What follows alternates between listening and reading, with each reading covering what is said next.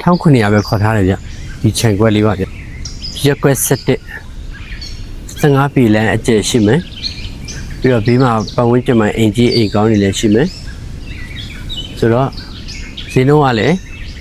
ထောင်းခွနေရပဲခေါ်ထားတယ်ဗျဒီခြံခွက်လေးပါဗျဒါထူးခြားချက်ကတော့အိမ်တစ်လုံးလည်းပါမယ်ကျွန်တော်အထက်မှာချက်ပြပေးမယ်ဗျအိမ်တစ်လုံးပါမယ်ရေရလည်းရှိပြီးသားရေရတော့အရှိတက်မှရှိအောင်နော်ပြီးတော့မျက်နှာသာခါကျတော့39ပေရှိမယ်ဒီအနောက်ကို109ပေနောက်အပိတ်က33ပေ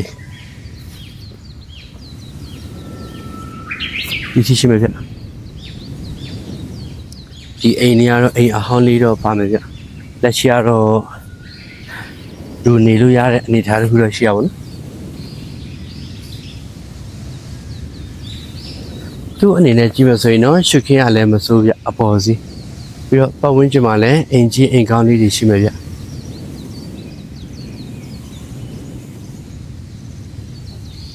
ပြီးတော့မြို့ပါဗျ